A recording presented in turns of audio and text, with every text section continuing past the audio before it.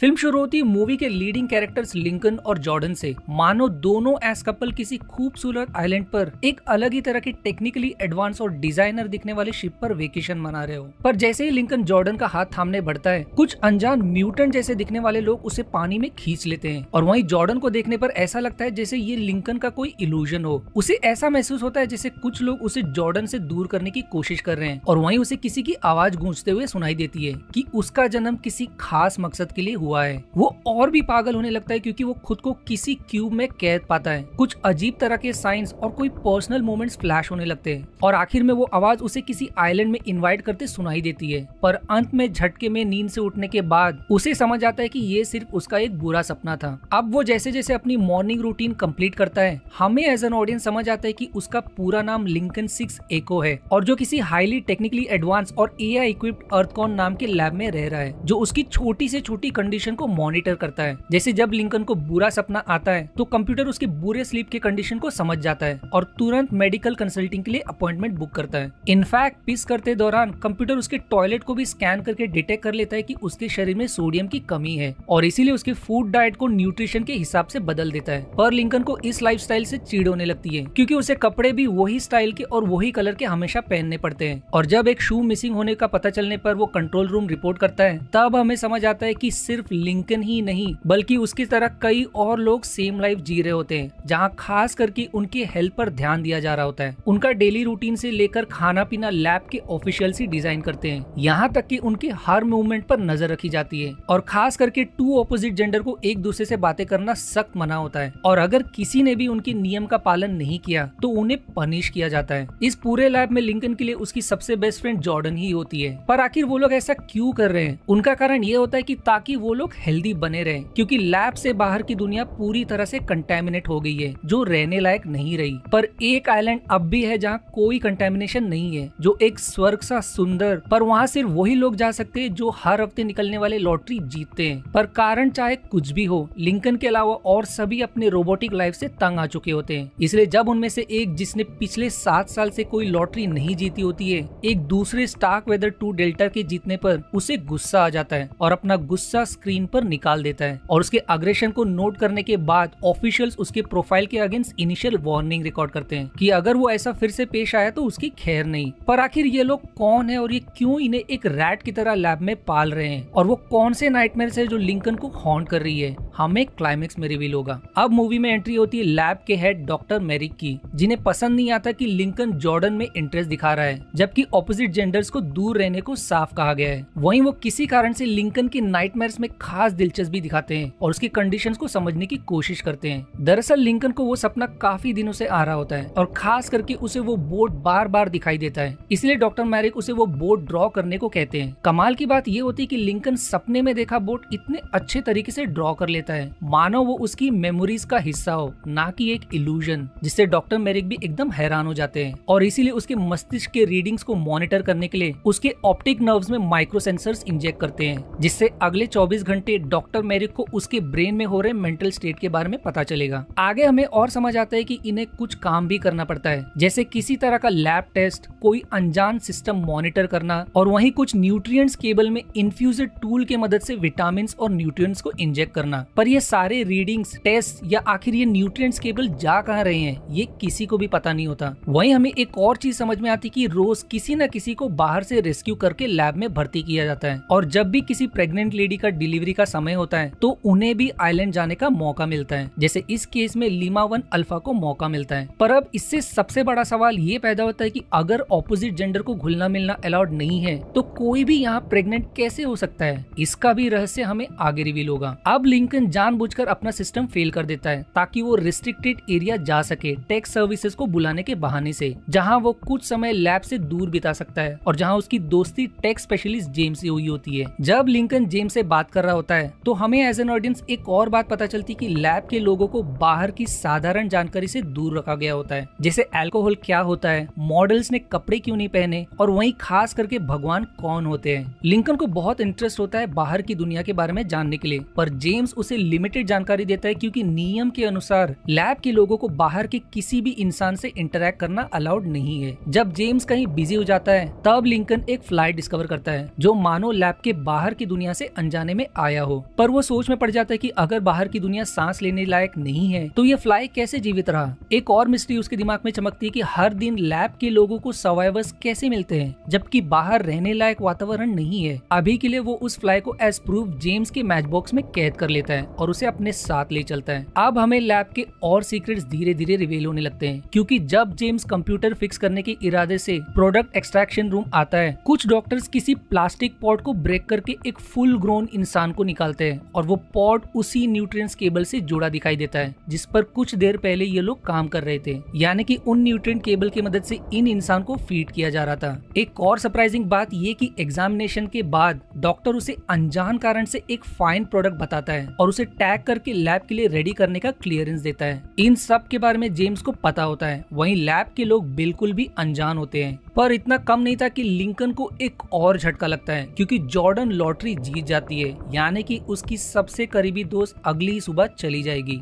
अब उसी रात लिंकन को फिर से और भी गंभीर सपना आता है, जैसे लैब के लोग उसे मारने की कोशिश कर रहे हो। अब वो और नहीं रुक सकता, इसलिए खुद से इन्वेस्टिगेशन करने के इरादे से वो फिर से उसी रेस्ट्रिक्टेड लोकेशन जाता है। वो उस फ्लाई को रिलीज करके उसे फॉलो करता है कि आखिर वो कहाँ जाएगा। उसका पीछा करते करते वो लैब के मेडिकल सेक्टर जा पहुंचता है, जहाँ उसे कुछ गड़बड़ का शक होता है। इसीलिए अपने कपड़े बदलने के बाद छानबीन करने के इरादे से वो एक OBGYN रूम जा पहुंचता है, जहाँ वही प्रेग्नेंट लेडी लीमा 1 अल्फा एक हेल्दी बच्चे को जन्म देती है और उसकी खुशी देखने लायक बनती है, क्योंकि उसे पता होता है कि सून वो अपने बच्चे के साथ आइलैंड जाने वाली है। पर उसकी खुशी आंसू में बदल जाती है, क्योंकि डॉक्टर अनजान कारण से उसकी ट्यूब में पॉइजन मिला देते हैं, जिससे उसकी उसी वक्त तड़पकर मौत हो जाती है और लिंकन के होश उड़ जाते हैं। एक और शॉकिंग जानकारी ये रिवील होती है कि जिस विक्टिम की अभी जान गई उसी की तरह दिखने वाले को उसका बच्चा सौंप दिया जाता है। इतना कम नहीं था कि जब लिंकन और इन्वेस्टिगेशन के इरादे से रिसेप्शन बढ़ता है, उसे एक रिसेप्शनिस्ट किसी मेडिकल डिलीवरी बंदे से बात करते सुनाई देती है कि वो यकीन नहीं कर सकती कि उसने एक प्रसिद्ध फुटबॉल प्लेयर और रीबॉक कमर्शियल के सेलिब्रिटी स्टार्क वेदर को अपने आंखों से देखा। यानी कि अब हमें समझ आता है कि शुरुआत में जिसने लॉटरी जीती थी वो यही सेलिब्रिटी है। इसके तुरंत बाद कुछ डॉक्टर उस पर किसी कारण से कोई सर्जरी परफॉर्म करने लगते हैं, पर उससे पहले ही उसे होश आ जाता है और अपने चेस्ट पर कट देखकर वो कुछ गड़बड़ होने का शक में वहाँ से भागने लगता है। पर वो ज्यादा दूर नहीं भाग पाता और उनके हाथ लग जाता है और अंत में डॉक्टर उसका लीवर निकाल कर कहीं के लिए डिस्पैच कर देते हैं। अब लिंकन को सबसे पहले चमकता है कि ऐसा ही कुछ गलत जॉर्डन के साथ भी हो सकता है, इसीलिए तुरंत लैब लौटकर उसे सब समझाने के बाद भागने की कोशिश करता है। वहीं सिक्योरिटी भी उनके पीछे पड़ जाते हैं, क्योंकि CCTV फुटेज के मदद से उन्हें समझ जाता है कि लिंकन को बहुत कुछ पता चल गया है। अब जब दोनों सिक्योरिटी से बचने के लिए एयर वेंट से एस्केप करने की कोशिश करते हैं, तब दोनों एक वास्ट कंडीशनिंग रूम जा पहुंचते हैं, जहां कई बॉडीज पड़े होते हैं और कुछ सीरीज ऑफ मंत्रा उनके दिमाग में फोर्सफुली फीड किया जा रहा होता है। और यहाँ लिंकन के नाइटमेयर्स का प्लॉट रिवील होता है। लिंकन को अब तक जो सपना आ रहा था वो सब इसी प्रोसीजर के कारण था। ये लोग उन्हें कुछ सीरीज ऑफ क्लिप्स की मदद से ब्रेन वॉश करने की कोशिश कर रहे हैं कि उन्हें चुना गया है एक नए शुरुआत के लिए, क्योंकि वो लोग स्पेशल हैं जिन्हें द आइलैंड जाना है। पर वो ऐसा क्यों कर रहे हैं और वो नाइटमेयर सिर्फ लिंकन को ही क्यों आता है, हमें कुछ देर में रिवील होगा। इतना कम नहीं था कि जब दोनों भागते भागते किसी ब्रिज जा पहुंचते हैं जो आइलैंड से कनेक्टेड दिखाई देता है,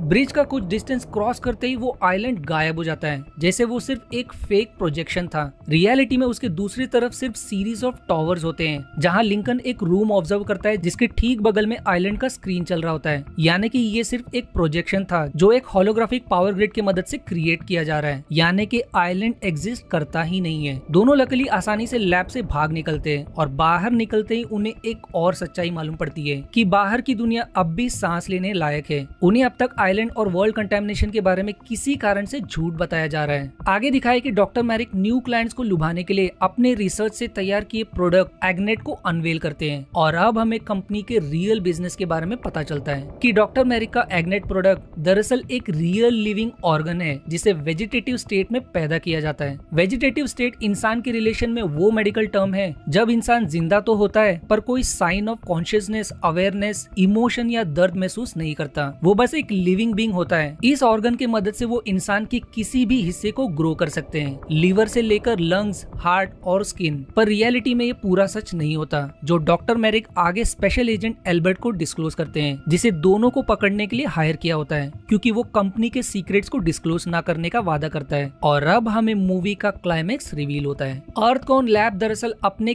क्लाइंट्स के लिए ऑर्गन्स मैन्युफैक्चर करता है, जो करीब $120 बिलियन का बिजनेस होता है। कई पॉलिटिशियंस, बिजनेसमैन, स्पोर्ट्स और एंटरटेनमेंट स्टार्स जैसे लोग जिनकी बॉडी पार्ट्स फेल हो जाते हैं या उन्हें खुद को प्रेगनेंसी के थ्रू नहीं जाना होता है, तो डॉक्टर मैरिक उनके डीएनए की मदद से उनका क्लोन तैयार करता है, जिसके शरीर से ऑर्गन क्लाइंट के लिए निकाला जा सके और अंत में क्लोन को मार दिया जाता है। शुरुआत में जब उन्होंने वेजिटेटिव मेथड से डायरेक्टली ऑर्गन्स डेवलप करने की कोशिश की, तो without emotions, human interaction experience या बिना इमोशंस के ऑर्गन्स फेल होने लगे। इसलिए उन्हें क्लोन का सहारा लेना पड़ा, जहां वो क्लाइंट का फुल ग्रोन क्लोन तैयार करते हैं, जिन्हें सबसे पहले वो पॉड में ग्रो करते हैं जब तक वो फुल फॉर्म स्किन डेवलप नहीं कर लेते। जब क्लोन को पॉड से निकाला जाता है, तब उन्हें फोर्सफुली ब्रेन वॉश किया जाता है कि बाहर की दुनिया कंटेमिनेटेड है, ताकि उनमें बाहर जाने की इच्छा ना पैदा हो सके। पर उनके लाइफ को एक पर्पस देने के लिए वो उनके दिमाग में आइलैंड जाने की कहानी फीड करते हैं। उन्हें उनके बचपन का फेक वजूद फीड किया जाता है कि कभी उनका बचपन कैसा था। उनमें अग्रेशन के भाव पैदा ना हो, इसलिए उनके बिहेवियर को साइकोलॉजिकली उसी तरह ट्वीक किया जाता है और खास करके कोई कॉम्प्लिकेशंस पैदा ना हो, इसलिए उन्हें सेक्स के ज्ञान से दूर रखा जाता है। जॉर्डन रियलिटी में एक सेलिब्रिटी सारा जॉर्डन का क्लोन है, जो कार एक्सीडेंट के बाद कोमा में है और जिसे मल्टीपल ऑर्गन ट्रांसप्लांट की जरूरत है। वहीं लिंकन एक बोट डिजाइनर टॉम लिंकन है, जिसका अगले 2 साल में लंग फेल होने वाला है। पर डॉक्टर मैरिक उनके क्लोन तैयार करके उनके लिए ऑर्गन सप्लाई करते हैं। ये पूरी दुनिया या उनके क्लाइंट्स को पता नहीं है, क्योंकि डॉक्टर मैरिक अपने एक्सपेरिमेंट के थ्रू कई नियम तोड़ रहे होते हैं और कोई भी हाई प्रोफाइल क्लाइंट ऐसी चीज का हिस्सा नहीं रहना चाहेगा जिससे उनका नाम खराब हो। यही कारण है कि लैब दूर किसी आइसोलेटेड अंडरग्राउंड लोकेशन में बसा है। अब हमें समझ आता है कि लॉटरी सच में रिग्ड था, क्योंकि लॉटरी वही जीतते हैं जिनका ऑर्गन्स निकालने का समय हो चुका होता है। पर कुछ सवाल कि सिर्फ लिंकन को ही वो सपना क्यों आता है, बाकी को क्यों नहीं? वहीं उसके इमेजिनेशंस में जॉर्डन क्यों दिखाई देती है, खास करके उस बोट के साथ? ये प्लॉट थोड़ी देर में रिवील होगा। दोनों अब दुनिया के तौर तरीके और चीजों से अनजान एक राइडर और रैटल स्नेक को देखने के बाद उन्हें यकीन हो जाता है कि धरती पर अब भी इंसान जिंदा है। इसीलिए जब लिंकन का ध्यान रोड साइन पर पड़ता है, उसे याद आता है कि उसके पास जेम्स के मैच बॉक्स पर सेम रूट की जानकारी दी है, यानी कि जेम्स वहाँ मौजूद हो सकता है। इसलिए तुरंत दोनों उसी डायरेक्शन में बढ़ते हैं और उन्हें इवेंचुअली जेम्स मिल जाता है। वो उन्हें देखकर शॉक हो जाता है, क्योंकि उन्हें इस पार्ट ऑफ द वर्ल्ड में नहीं होना चाहिए। वहीं खास करके अगर लैब के लोगों को ये पता चला तो उसकी जान खतरे में पड़ सकती है। पर दोनों बहुत रिक्वेस्ट करते हैं कि आखिर उनसे सब कुछ झूठ क्यों बोला जा रहा है। तब फाइनली जेम्स उन्हें लैब के सारे सीक्रेट्स रिवील करता है और दोनों के शौक का ठिकाना नहीं रहता। दोनों जेम्स को बहुत रिक्वेस्ट करते उन्हें उनके ओनर तक पहुंचाने के लिए, ताकि वो उन्हें सच्चाई बता सके, इस उम्मीद में कि उनके ओनर इसे रोकने में मदद करेंगे। जेम्स पहले तैयार नहीं होता, पर उसे उनके कंडीशन पर दया आ जाती है और उन्हें सबसे पहले इंसान के कुछ तौर तरीके और करेंसी के बारे में सिखाकर गाइड करता है कि कैसे वो लोग अपने ओनर तक ट्रेन तक पहुंच सकते हैं। पर एल्बर्ट अपने हाईटेक इक्विपमेंट की मदद से उन्हें ट्रैक कर लेता है, जिसमें जेम्स मारा जाता है। पर लकीली हल्के फुल्के फाइट्स के बाद वो लोग ट्रेन से भाग निकलते हैं। सिटी पहुंचने पर हमें एज एन ऑडियंस रिवील होता है कि दुनिया आज के समय में काफी एडवांस हो चुकी है, जहां designer cars, super Swift motor bikes, black helicopters और हॉवरिंग ट्रेन एग्जिस्ट करते हैं। जॉर्डन पहली बार अपने ओनर को एडवर्टाइजमेंट से नोटिस करती है। वही जब वो एक्टिव डायरेक्टरी की मदद से अपने ओनर के घर वीडियो कॉल करती है, तब उसे उनके एक्सीडेंट के बारे में पता चलता है कि वो हॉस्पिटल में अपनी अंतिम सांसें गिन रही है, जिसे एक छोटा बच्चा भी है और जो उसे तुरंत पहचान लेता है और जिसे देखकर जॉर्डन का दिल भर आता है। पर तब तक फिर से एल्बर्ट उन तक पहुंच जाता है और लंबे action scenes, car chasing action के बाद वो लोग कैसे तो करके बचकर टॉम लिंकन के घर जा पहुंचते हैं, जो अपने क्लोन को देखकर और पूरे रियलिटी को समझने के बाद वो भी शॉक हो जाता है और उनकी मदद करने को तैयार हो जाता है। पर रियलिटी में टॉम लिंकन लंग फेलियर के कारण मरने को तैयार नहीं होता, इसलिए चुपके से इसकी खबर लैब को रिपोर्ट कर देता है। वहीं अब लिंकन को क्लियर होता है कि आखिर क्यों वो बोट उसे अपने सपने में दिखाई दे रही थी, क्योंकि टॉम लिंकन ने वो बोट खुद डिजाइन की होती है। वहीं डॉक्टर मैरिक अब इस मिस्ट्री के पीछे पड़ जाते हैं कि आखिर लिंकन को ही क्यों वो इमेजिनेशंस आ रहे थे, और खास करके वो बोर्ड जो उन्होंने कभी उसके दिमाग में फीड ही नहीं किया। तब उन माइक्रो सेंसर्स की रिपोर्ट आने के बाद उन्हें पता चलता है कि लिंकन के दिमाग की सोच उसके पॉड के समय से बहुत ज्यादा बढ़ गई है। रिपोर्ट को ध्यान से जांच करने के बाद डॉक्टर मैरिक को रियलाइज होता है कि ये मेमोरीज क्लोन लिंकन की नहीं है, बल्कि उसके ओनर टॉम लिंकन की है।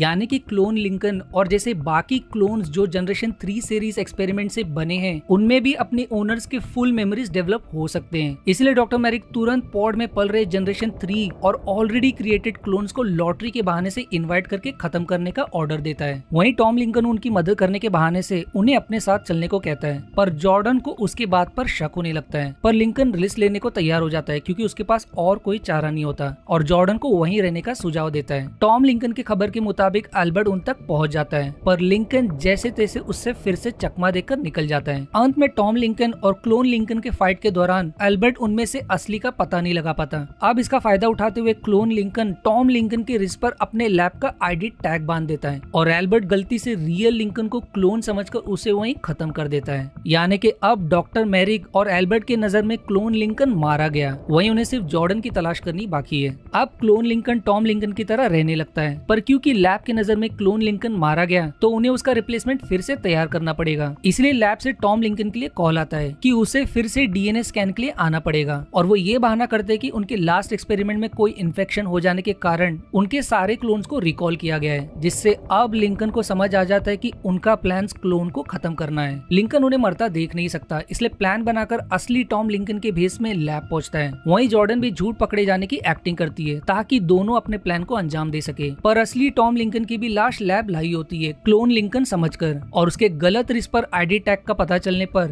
डॉक्टर मैरिक के होश उड़ जाते हैं क्योंकि इसका मतलब लैब में मौजूद लिंकन ही रियल क्लोन है। जब तक उन्हें इसका पता चले दोनों अपने कैद से छूटकर उसी टावर के लिए बढ़ते हैं जहां पूरे होलोग्राम का मशीन सेटअप होता है। उनका प्लान उस मशीन को डिस्ट्रॉय करना होता है ताकि सभी को फेक आइलैंड की सच्चाई पता चल सके। एक तरफ जॉर्डन बाकी क्लोन्स को बचाने निकल जाती है, वहीं डॉक्टर मैरिक और लिंकन के बीच घमासान एक्शन सीक्वेंस से भरी फाइट्स होती है। अंत में लिंकन डॉक्टर मैरिक को चकमा देकर उसे खत्म कर देता है। वहीं मशीन को डिस्ट्रॉय करने के चक्कर में पूरा चेम्बर क्रैश हो जाता है और सभी अपने कैद से रिहा हो जाते हैं और उन्हें फाइनली अपने बाहर की असली दुनिया की सच्चाई दिखाई देती है। उसके कुछ दिन बाद दोनों उसी बोट से कहीं के लिए निकल पड़ते हैं और अब फाइनली मूवी का आखिरी प्लॉट रिवील होता है कि जो इमेजिनेशंस लिंकन जॉर्डन के साथ सपने में महसूस कर रहा था वो टॉम लिंकन का मेमोरीज नहीं बल्कि उसका इमेजिनेटिव सपना था। जैसे एक इंसान कुछ करने की आशा में कुछ इमेजिन करता है और ये मूवी इनकम्प्लीट एंडिंग के साथ यही खत्म हो जाती है। भाई ये सच में सही नहीं है, उन्हें कुछ तो दिखाना चाहिए था कि आखिर उन क्लोन्स का क्या हुआ, क्योंकि एक तरह से उनके ओनर का लाइफ क्लोन्स पर डिपेंडेंट थी, फिर चाहे वो ऑर्गन्स के लिए हो या कोई और कारण से। और वहीं क्या पूरे वर्ल्ड को डॉक्टर मैरिक के एक्सपेरिमेंट्स के बारे में पता चला? स्पेशली उस क्लोन का क्या हुआ जो प्रेसिडेंट का क्लोन था? ऑब्वियसली प्रेसिडेंट का क्लोन को जिंदा नहीं छोड़ा जा सकता। वैसे देखा जाए तो स्टोरी राइटर दिखाए भी तो क्या, वो जाहिर तौर पर ऐसा नहीं दिखा सकते कि लिंकन की तरह बाकी क्लोन्स ने भी अपने ओनर की जान ले ली और खुद को उनसे रिप्लेस कर दिया। बस यही एक सबसे बड़ी मिसिंग ट्विस्ट है जो मुझे पसंद नहीं आई, वरना ये मूवी देखने लायक है। और अगर आपको भी ये देखनी है तो फुल मूवी आपको आसानी से YouTube पर मिल जाएगी। अब अगर बात करें तो क्या सच में क्लोनिंग पॉसिबल है आज के जनरेशन में? वेल ये बिल्कुल भी मुमकिन है, जिसे वैज्ञानिकों ने 200 से ज्यादा अधिक ट्रायल और फेलियर अटेम्प्ट्स के बाद सक्सेसफुली एक शिप को क्लोन किया जिसे डॉली द शिप कहा जाता है। पर यदि यही सेम एक्सपेरिमेंट इंसान पर किया गया तो सेम रिजल्ट नहीं मिलेगा, क्योंकि वो क्लोन शक्ल से तो एग्जैक्ट कॉपी हो सकता है पर बिहेवियर, लाइक डिसलाइक और थिंकिंग में बिल्कुल अलग साबित होगा, क्योंकि इंसान का बिहेवियर या नॉलेज उसके एक्सपीरियंस से डेवलप होता है जिसे क्रिएट नहीं किया जा सकता। वरना अमेरिका ने कब का एल्बर्ट आइंस्टाइन या स्टीफन हॉकिंस की कॉपी तैयार कर दी होती। अगर आप लिंकन या जॉर्डन के क्लोन की सिचुएशन में होते तो क्या करते? या अगर आपको किसी को क्लोन करने का मौका मिले तो आप किसे क्लोन करना पसंद करोगे? मुझे आपके इंटरेस्टिंग ओपिनियन कमेंट में जरूर बताएं। आशा है आपको मेरी एक्सप्लेनेशन पसंद आई। यदि हाँ तो प्लीज वीडियो को लाइक करना और चैनल को सब्सक्राइब करके सपोर्ट करना ना भूलें। मिलते हैं अगले एक्सप्लेनेशन वीडियो में, तब तक के लिए धन्यवाद दोस्तों।